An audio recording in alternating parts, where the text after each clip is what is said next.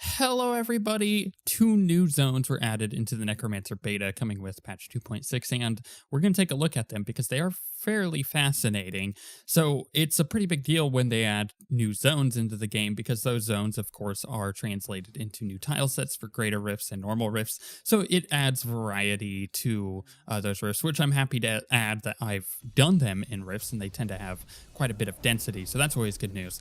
But as far as the zones are concerned, by the way, this is all beta, so expect placeholder stuff and a couple like pink animations, which are placeholder animations for enemies later on. But in the Shrouded Moors, which is what we're taking a look at first, it's interesting because it has the Diablo 2 vibe to it. You see cobblestone like walls that are broken down. There are actual like buildings that are like falling apart and towers and stuff, which you could see when you go and explore it. I didn't get to see it in full in this video because in this footage I go to the Temple of the Firstborn, which is the second area, fairly early before exploring this entire area. But they all come with their own version of bounties. So now we have areas with more bounties. This is in Act 2, so you'll see those bounties in Act 2 in particular. And on top of that, they all come with new enemy types. So, for example, you saw werewolves in the background there. There's some vultures here in the Shrouded Moors, and there's like these weird demon dog things. It's interesting. They are new enemies, right? And always having new variety of enemies is good, just like it is with having new tile sets. But the thing is, they do utilize some of the old AI tendencies. So, you look at the werewolves, for example, and they kind of have the aggressiveness of winged assassins where they jump on you, which is fine. I'm okay with that because they are different enemies. They do feel different, even though they have some of the same coding from the other enemies, which is fine. I mean, we saw that in the Diablo 2 Darkening of Tristram event. There were some new enemies in there, but they were generally the same as some of the other ones that were already in the game. But this is about the zones, not necessarily about the enemies. And you can see in the Shrouded Moors, it gives me immediately a Diablo 2 vibe. You got that grassy stuff. Like, think back to Act 1 in Diablo 2, and then think what would happen if you updated the graphics. Because this is kind of what it would feel like, at least to me.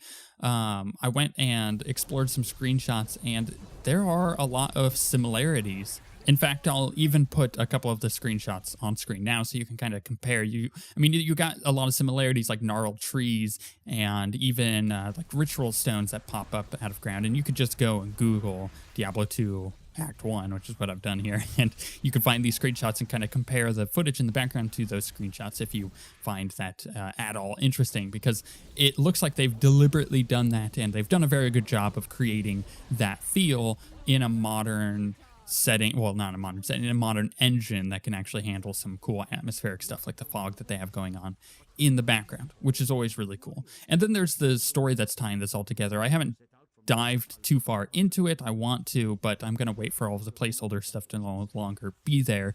But there is some really cool bounties. And when you first get into this zone, there's this dude that's like, hey, take me with you. And you're like, okay, right? It's a little interesting, but I find it fascinating to have a story here that I want to explore, but am currently unable to because I don't want to spoil it with things that may or may not be finished, if you know what I mean.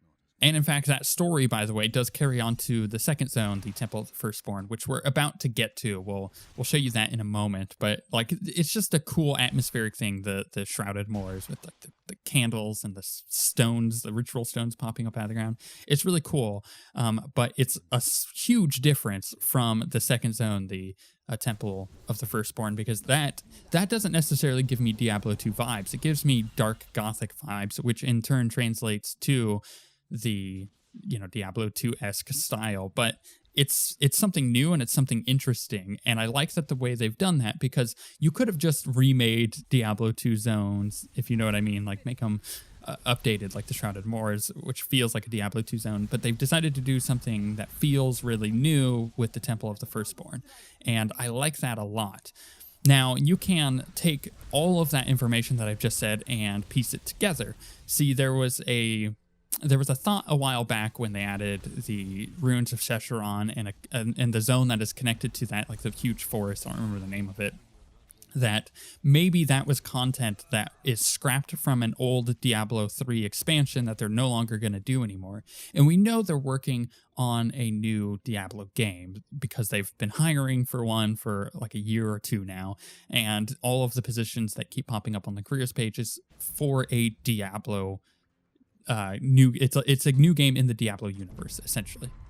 And we know for a fact that is not a remake, a Diablo 2 remake, because there's a different team doing those kind of stuff, as we just saw with the Brood War HD remake, or remaster, or whatever you want to call it, game coming out. So they have a team that works on that kind of stuff, and they hired for that a while back, but that's not necessarily the Diablo team, which I'm fine with. It doesn't mean that we're ever going to get a Diablo 2 HD remake. I would prefer to actually not get one, because I think that the direction they're heading with Diablo 3 and whatever new project they're doing, I like that direction, and we can kind of look a little further into that just based on the zones that we're getting. You know, they're adding a really dark gothic story, so it shows that, you know, whatever's coming down the path, they have a good direction. At least it feels like they have a good direction, because they're kind of going back to their roots with these new zones added and adding the Necromancer, for example.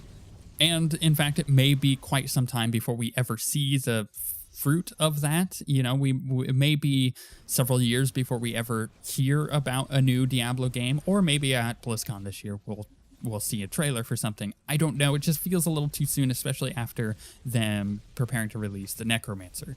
Because, you know, they released the Necromancer, then what? Well, maybe they'll release the Druid or a variation of the Druid, because if you look at the new zone and you look at the werewolves, they have the werewolf model in there. You know, it's possible that they could just make that really cool looking, and boom, then you have one of the Druid models, and then you get like the bear and everything else. So it's interesting that they've added this stuff, because it makes us think that, okay, you're adding the Necromancer, maybe you'll add some other classes as class packs, because why would you add the infrastructure into the game to purchase a Necromancer, right? Which they have a whole interface and everything for, and it pops up like the Blizzard store to, by the way, we don't know the price of it yet, because at the point in the beta, you just have like a token that you turn in to unlock it for your account. But it's going to cost stuff, so why would they add all of the infrastructure for that if they weren't going to add more stuff to purchase like that in the future? And I think I would be totally okay with that. You know, I have over 1,600 hours played in Reaper Souls, and I've only purchased Reaper Souls once, you know, so it's like one of those things I have no problem purchasing more content for the game, because I've already gotten well over my money's worth with the stuff that they've added, and they're continuing to update, which is really, really good. So if they add new classes past the Necromancer, I'll buy them, right? Because I enjoy the game, and I think that's a really good value for money. But you do also have to keep in mind that they are working on a new Diablo game. So whenever we do see that, it will be very interesting. But the whole idea here, to bring it back to what I was saying, is I think that some people are going to look into these zones and be like, aha, these are still zones that were added because of a scrapped Diablo 3 expansion. And I don't think that that is the case. I think that these were added because of the Necromancer. And if we're going to look into anything at all, we need to look at the fact that the Necromancer currently, which is unavailable on the beta as of making this video, because they want us to test everything else, and they're kind of adding more stuff for the Necromancer anyway. So take that offline, let us test everything else, like the challenge rifts, which we'll do a video for, and these new zones, right?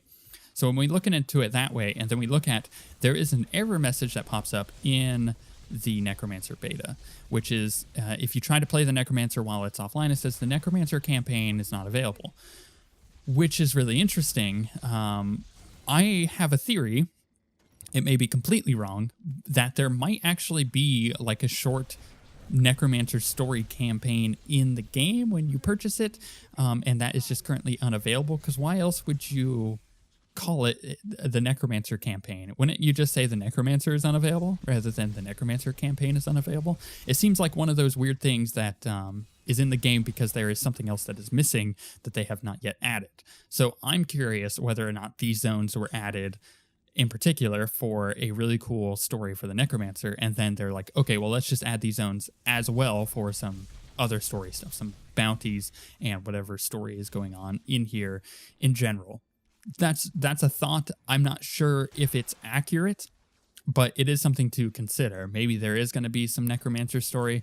What I was actually thinking the other day while playing the Necromancer and leveling it up is there going to be specific lines and voice lines added to the main campaign for leveling the Necromancer? And if so, is that what it's referring to? The Necromancer campaign is offline? Because if you play through the main story with the Necromancer, is that what they're referring to? I don't know. It's all very interesting, though, when you think about it. It's so much like speculation that you could start having on the future of Diablo 3, you know, with them adding the new store, with them adding the Necromancer, potentially other classes. You know, I think there are some other cool Diablo classes they could add. You know, they could go back to the Amazon, for example. But at the end of the day, we know they're working on a new project, and as much as I love Diablo 3, I'm more curious about what they're working on and what that's going to entail. And I'm more curious about speculating about, you know, what all of this new stuff means, you know, looking at this new Gothic zone, the Temple of the Firstborn, looking at the very dark Shrouded Moors, looking at the Necromancer and how the animations for that are very Gothic, and like Blood Nova, for example, is crazy with its animation. It's just like blood everywhere. I think looking into that is way more interesting and fascinating for me because it gives us an idea of the direction they're headed. And I am, again, more curious about where they're headed than what's going to be coming in Diablo 3, even though I have already stated I am pretty much without a doubt picking up whatever comes to Diablo 3 next, right? So I'm curious to hear your guys' thoughts on this. Are you interested in these new zones? I mean, they're very cool looking.